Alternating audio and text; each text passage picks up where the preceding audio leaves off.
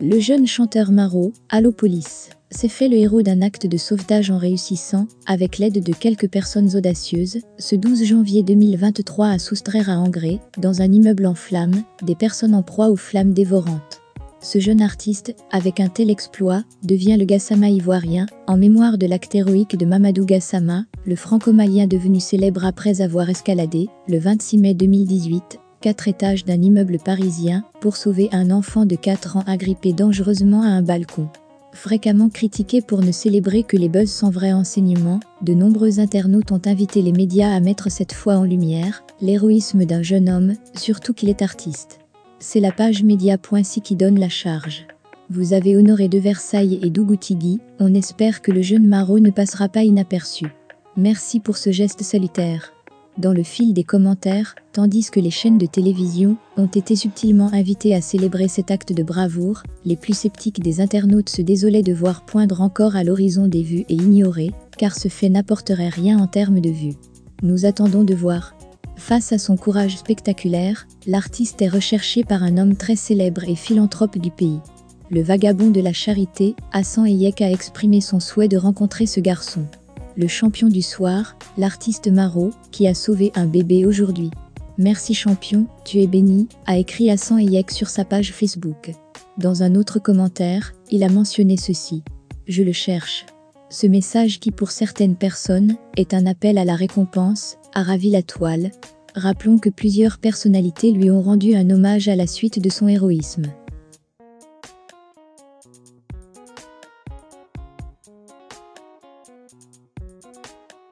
Le vagabond de la charité Hassan Eyek est aussi un activiste sur les réseaux sociaux et en tant que tel, il est également la cible, très souvent, de certains de ses homologues blogueurs. Clash, polémique et récemment, des attaques racistes de certains Ivoiriens, notamment contre la communauté libanaise à laquelle il appartient. Mais l'homme a la carapace dure et n'entend pas se laisser intimider par ses propos, surtout pour le bien de ceux qui ont besoin de l'action de ses bénévoles. Il a brisé le silence dans un direct, il y a quelques jours. Vous sortez à chaque instant, va au Liban, va soigner au Liban, va faire ci au Liban, va faire ça au Liban. Vous savez, vous ne parlez pas au nom des gens qui ont des problèmes. Si on doit écouter réellement certaines méchancetés ou certaines attaques contre notre personne, parce qu'on ne fait que du bien, on ne fait pas de mal, il y a longtemps qu'on aurait arrêté. Mais ce n'est pas moi le perdant, ni vous les perdants, ce sont ces personnes qu'on essaie d'aider au bord de la route, qu'on essaie de soigner. Hassan Eyek a par-dessus tout exprimé son regret qu'on s'attaque à sa communauté, qui n'est pas concernée par ses actions en Côte d'Ivoire. Ensuite, il ne se souvient pas un jour avoir brandi le drapeau libanais pour que son pays d'origine en tire un quelconque bénéfice.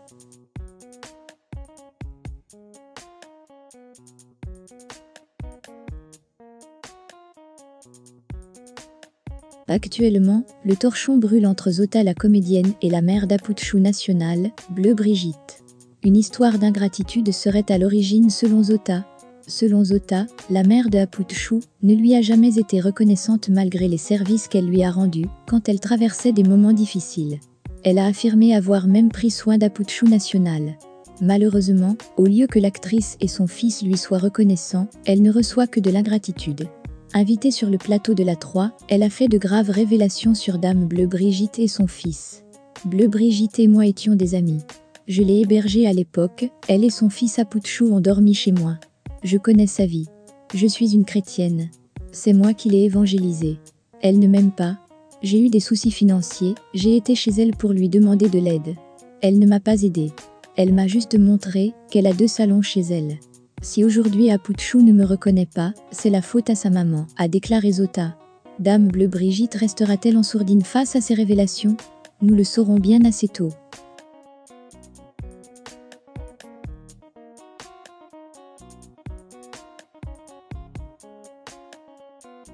Roselyne Leyo, l'une des valeurs sûres de la musique ivoirienne, a décidé de se reposer un peu. Après avoir enchaîné des tubes en plus d'un grand concert de fin d'année réussi, l'artiste sera, pendant un bout de temps, absente de la scène musicale. La chanteuse a annoncé la nouvelle tout en remerciant toutes les personnes qui n'ont pas manqué de la soutenir. Dans un message posté sur sa page Facebook, ce jeudi 12 janvier, la chanteuse a sincèrement remercié ses fans, qui n'ont jamais cessé de la soutenir. Moi en train de rentrer dans 2023. Cette image symbolise la confiance que j'ai récoltée grâce à Dieu et à vous, les élus, a écrit Roselyne Leyo sur sa page Facebook officielle. Après avoir remercié sa communauté et tous ses partenaires, qui l'ont accompagnée depuis le début de sa carrière, celle qui est considérée comme la nouvelle star de la musique ivoirienne, a affirmé qu'il est temps qu'elle fasse une petite pause. C'est le temps du repos maintenant avant la reprise en février, a-t-elle conclu.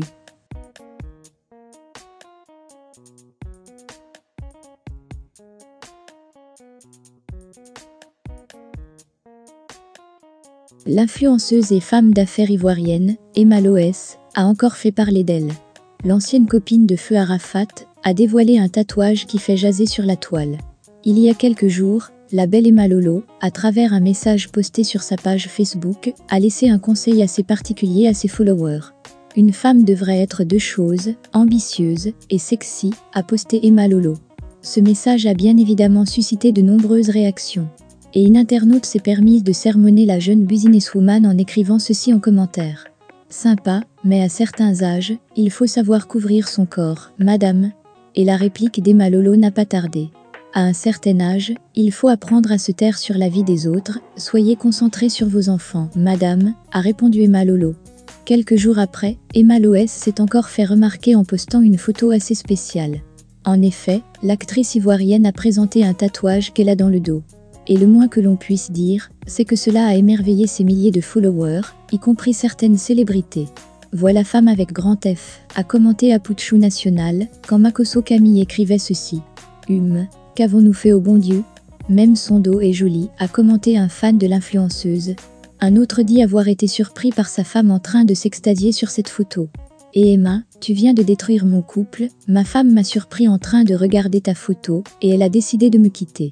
Il faut faire doucement, a mentionné un internaute dans les commentaires.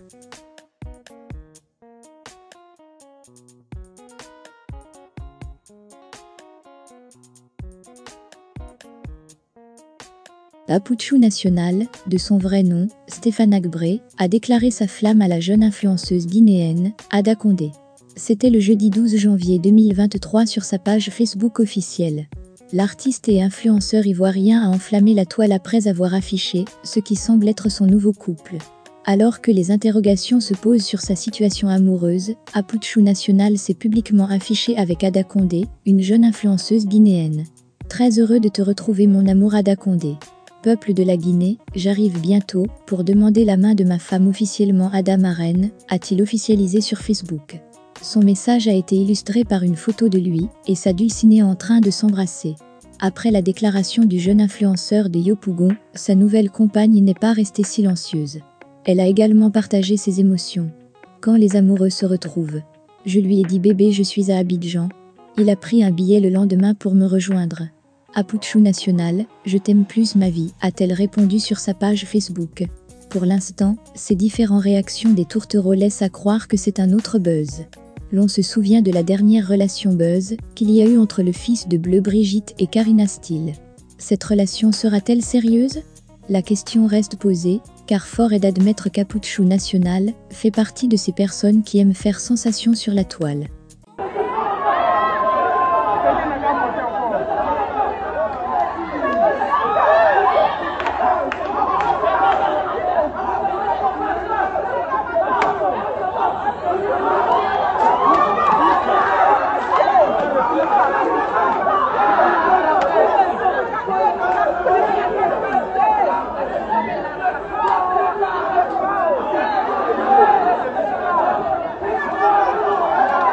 J'ai détaillé un peu ce qui s'est passé dans l'incendie du mercredi 11 à André.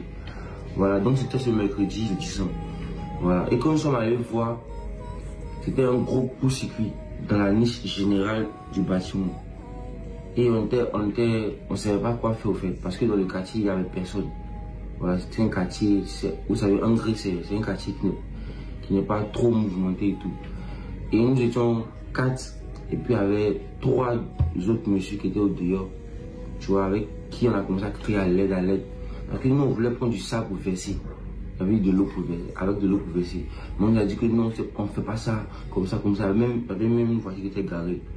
On devait recueillir la voiture sur le propriétaire avec sa clé dans sa maison qui était à l'étage, tu vois. Il ne pouvait pas monter. Parce que tout à l'entrée du bâtiment, on avait commencé à prendre feu. Voilà, des vidéos qui le prouvent aussi, qui le montrent et tout. Donc, Dieu merci, ce jour-là, il n'y avait pas trop de personnes dans l'immeuble. Voilà. Et ceux qui étaient là, il y avait une femme à droite et un autre homme à gauche. C'est eux, on a secouru en premier avec une grande échelle. Ils sont descendus par la grâce de Dieu et tout. Et quand on a fini, il y a une maman qui a commencé à crier, venez m'aider, ici mon bébé ici. C'est ça même qui m'a motivé au fait. Voilà, parce que le temps d'appeler les secours et tout, ça allait être un peu trop long. Donc pendant que les autres appelaient les secours, moi j'ai décidé de monter. Voilà, et je suis monté pour aller essayer de voir comment ils pouvaient faire. Mais je suis monté chez le voisin qu'on a secouru. Voilà, c'est pas chez lui, je suis monté. Mais chez lui était en feu. Donc il y a pris de l'eau, j'ai versé à terre, j'ai versé sur mon... J'avais un pull, j'ai trempé le pull avec mon ami. J'ai porté le pull, j'ai versé partout dans la maison pour essayer de trouver une issue. Pour m'emmener au troisième bouffet. Parce que c'était là la même était. Et c'était en vain. Parce qu'on ne pouvait pas. Il y avait la flamme et les fumées partout. Je ne pouvais pas respirer. Donc on m'a demandé de descendre. Les femmes m'ont crié descends. En ce moment, les gens commençaient à venir en bas. Ils ont crié descends, descends. Donc pendant qu'ils descendaient, je ne sais pas. Je ne pouvais pas au fait. Pas que je ne pouvais pas descendre, mais mon cœur n'était pas dessus. Voilà. Donc je suis resté. J'ai dit je vais essayer de trouver une solution pour rentrer. Et je suis passé dans la chambre du voisin qui m'a mené vers la fenêtre. Et c'est là, j'ai vu d'autres gars essayer de monter aussi. Ils ont placé une échelle là. Et j'ai essayé de faire monter les personnes pour pouvoir m'aider. C'est là que j'ai fait monter le monsieur qui était en rouge là. Et quand il est monté, moi il continuait de chercher une issue pour aller chercher la dame parce que c'était vraiment bourré, on ne pouvait pas me. Elle était au troisième. Voilà. Et pendant que je cherchais la solution dans l'intérieur de la maison, ils ont réussi à faire passer l'échelle au deuxième pour qu'ils puissent récupérer le bébé parce qu'il y a la même qui était en haut qui a fait passer le bébé par la fenêtre. Voilà, parce que c'était le bébé qui était la priorité là-bas. Voilà. On a réussi à faire passer le bébé par la fenêtre. Et Dieu merci, vraiment il a félicité le monsieur, il a félicité. Voilà, c'est lui qui a fait le plus gros boulot concernant le bébé. Voilà. Il a pris le bébé, il m'a fait passer le bébé au deuxième étage où j'étais, la vidéo le montre et tout. On a fait passer le bébé au deuxième étage, on a pu récupérer l'enfant. Voilà, ce gars il a vraiment félicité, il a félicité. Et pendant que le bébé était sain et sauf, moi je me devais d'aller chercher la mémoire. Je n'étais pas obligé, mais je voulais parce que j'avais la possibilité de rester en bas. Mais ce qui me motivait le plus, c'était l'incendie qu'il y a eu à Yopougon la veille. J'ai dit que non, je ne peux pas le laisser. Je ne sais pas d'où le courage est venu, mais juste à cause de ça, j'ai insisté dessus. Tu vois, j'ai insisté dessus et je suis monté. Je suis rentré dans la maison du monsieur, j'ai pris un drap là-bas, j'ai pris une chaussure, j'ai porté.